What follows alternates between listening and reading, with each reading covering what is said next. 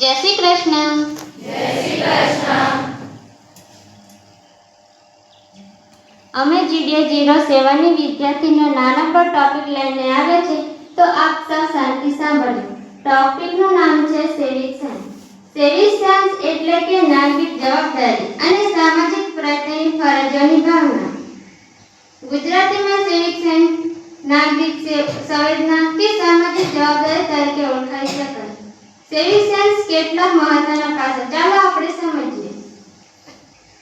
સ્વચ્છતા, જાહેર સ્થળોને સ્વચ્છ રાખવા, કચરો કચરાપેટીમાં નાખવો. ટ્રાફિકના નિયમો, રસ્તા પર ટ્રાફિકના નિયમોનું પાલન કરવું, યાત્રીઓ માટે રસ્તા ખુલ્લો રાખવો, નિર્ધારિત પાર્કિંગ વિસ્તારમાં વાહન પાર્ક કરવું. અન્યનો આદર, વૃદ્ધો, મહિલા અને અપંગોને આદર આપવો, તેમને સહાય કરવી. સમાજ સેવા, સમાજ સેવામાં ભાગ લેવો, જરૂરિયાતમંદોને મદદ કરવી. કાયદાનું પાલન, દેશના કાયદાનું પાલન કરવું, ગુનાહિત પ્રવૃત્તિઓથી દૂર રહેવું. સહિષ્ણુતા, અન્યોના વિચાર અને ધર્મનો આદર કરવો, સહિષ્ણુતા દાખવવી, શાંતિ જાળવવી. જાહેર સ્થળોએથી મોટેથી બોલવું નહીં, અન્યોને ખલેલ પહોંચાડવી નહીં. વીજળી અને પાણીની બચત, બિનજરૂરી લાઇટ અને પંખા બંધ રાખવા. સાર્વજનિક સંપત્તિ, જાહેર મેદાનો, બગીચાઓ અને સંસ્થાઓની સંભાળ રાખવી. સામાજિક અસમાનતા વિરુદ્ધ ન લડવું, જાતિ, ધર્મ અને લાચારના આધારે ભેદભાવ ન રાખવો. ચૂંટણીમાં ભાગ લેવો, મતદાન કરવું અને લોકશાહી પ્રક્રિયામાં ભાગ લેવો.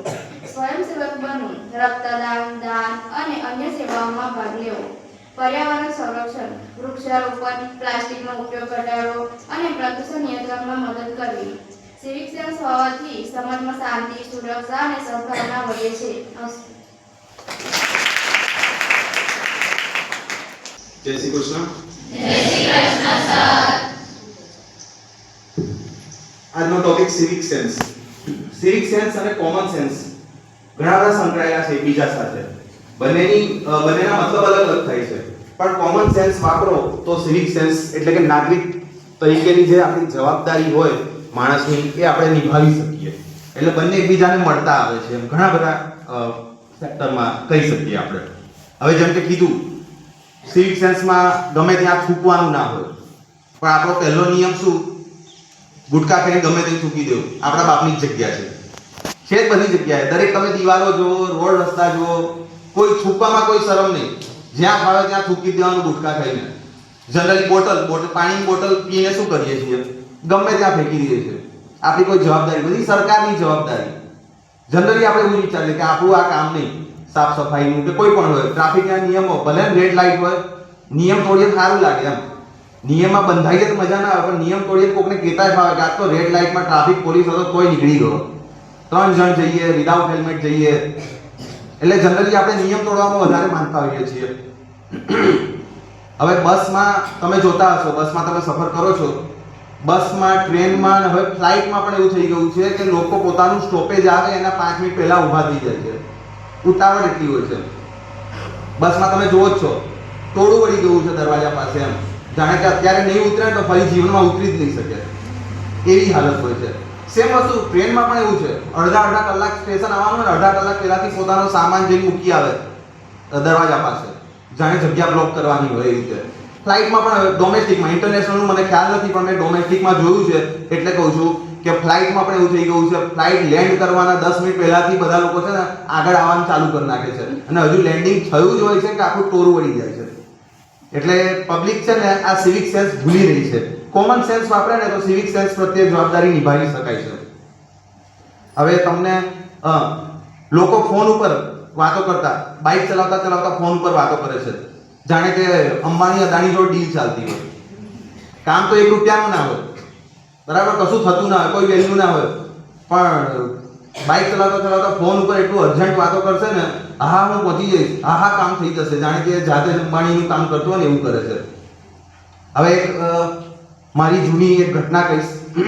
હવે અહીંયા તમે જુઓ ને, તમે જ પાણીનો કેટલો વ્યય કરો છો, બરાબર, તમે વેસ્ટ કેટલું કરો છો પાણીનું, તમને ખ્યાલ જ છે. નીચે પાણી ઢોળાતું જ હોય છે કેન્ટીનમાં ઘણા બધા. અને પાણી તાજું એટલે કે ઘણા લોકોને જોઉં છું બોટલ ભરેલી હોય ને 4-5 કલાક થાય તો બોટલનું પાણી ફેંકી દે છે, જાણે કે હવે નવું તાજું પાણી તાત્કાલિક જમીનમાં બહાર આવવાનું છે એવું કરે છે. પાણી એનું એ જ રહેવાનું છે. તમે 4 કલાક પછી બી પીવો, 24 કલાક પછી બી રહેજો, પાણી તો એનું જ. અને પાણી તો વર્ષો જૂનું છે. જમીનમાંથી જે પાણી આવે છે તો હજારો લાખો વર્ષ જૂનું પાણી છે. એટલે તમે જે બોટલ ફેંકી દો છો કે પાણી ફેંકી દો છો એ ના કરશો. થોડુંક સિવિક સેન્સનું પાલન કરજો. જય શ્રી કૃષ્ણ.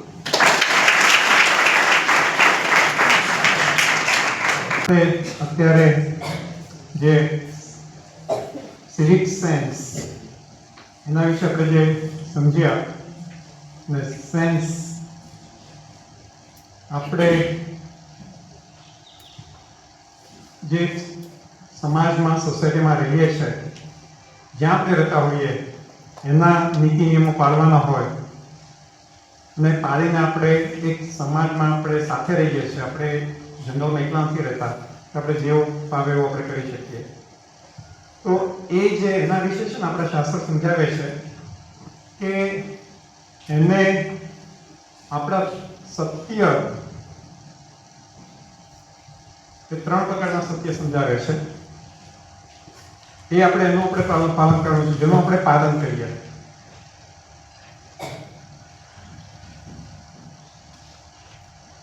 એક છે પારમાર્થિક સત્ય.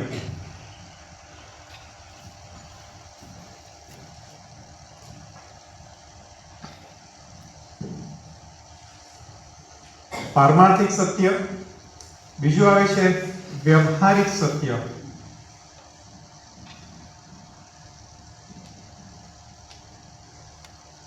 અને ત્રીજું આવે છે પ્રાતિભાષિક સત્ય.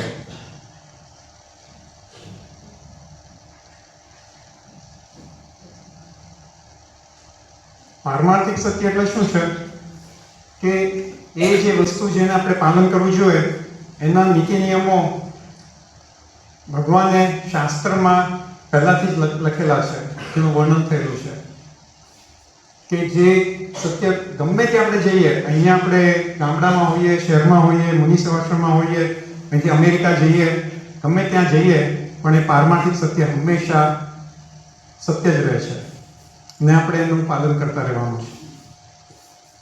વ્યવહારિક સત્ય શું છે કે વ્યવહાર માટે આપણે સત્ય, જે આપણે નીતિ નિયમો છે, અત્યારે જેની વાત કરી સિવિક સેન્સ, જે આપણે સમાજમાં રહીએ છીએ એના નીતિ નિયમો પાળવાના હોય. તમે અત્યારે અહીંયા રહો છો BTCમાં, મુનિ સેવાશ્રમમાં, તો એના નીતિ નિયમો પાળવાના હોય. એ વ્યવહારિક સત્ય છે. અને પ્રાતિભાષિક સત્ય એટલે પ્રાતિભાષિક સત્ય એ એવું છે કે આપણને આભાસ થાય છે કે સત્ય છે ને એનાથી આપણે એ પ્રમાણે આપણે એક્શન કરતા હોઈએ છીએ. એ પ્રાતિભાષિક સત્યને અત્યારે આપણે બાજુમાં રાખીને હું તમને ઉદાહરણ પછી આપું છું, પણ આ જે પારમાર્થિક સત્ય છે, વ્યવહારિક સત્ય છે, એના વિશે વિચાર કરીએ. પારમાર્થિક સત્ય એટલે શું? કોઈ ઉદાહરણ આપી શકે એક બે? પારમાર્થિક સત્ય જેનો આપણે ગમે ત્યાં હોઈએ, આપણા ગામડામાં, બહાર, સમાજમાં, મિત્રો સાથે, શત્રુ સાથે, કે હંમેશા એનો આપણે નિયમો, એ સત્ય હંમેશા સત્ય જ રહે છે અને એનું આપણે પાલન કરવાનું હોય છે. પારમાર્થિક સત્ય કયું? કોઈ ઉદાહરણ આપી શકે?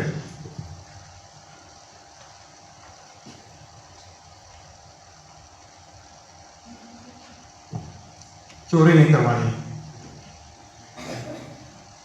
તમે ગમે ત્યાં હો, ગામડામાં હો, શહેરમાં હો, ઇન્ડિયામાં હો, પાકિસ્તાનમાં હો, અમેરિકામાં હો, પણ ચોરી નહીં કરવાની એ બદલાતું નથી.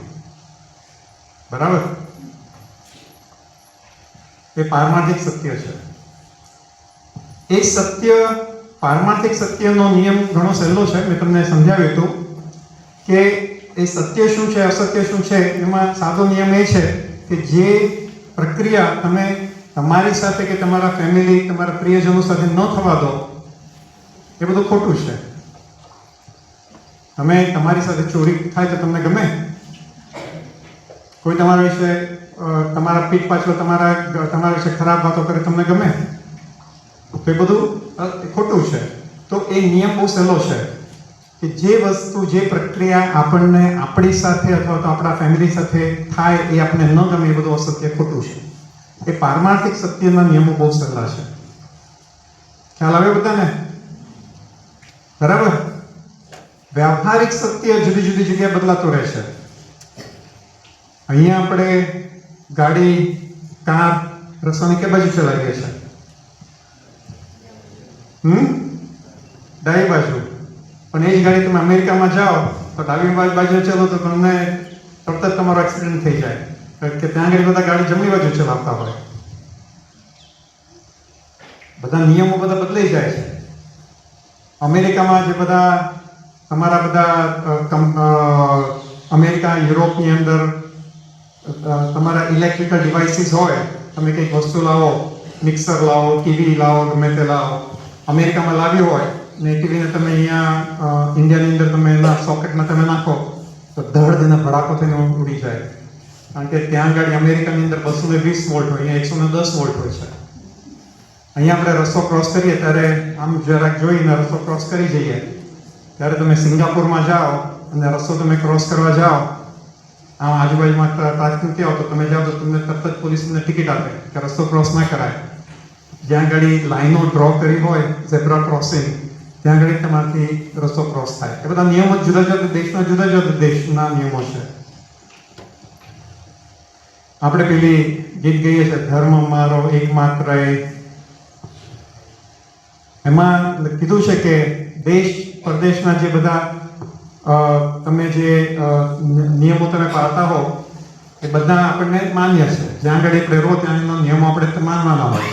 તમે અત્યારે તમે VTCમાં આવ્યો છો, VTCના નિયમો છે એ તમારે પાળવાના હોય. જેમ કે ટેલિફોન, તમે તમારો ફોન છે તમે મૂકી દો છો, તમને અઠવાડિયામાં 1 દિવસ મળે છે, એ બધા નિયમો છે. બરાબર. તો આ જરાક સમજાવ્યું મેં. પ્રતિભાષિક સત્ય આપણે ફરી કોક વાર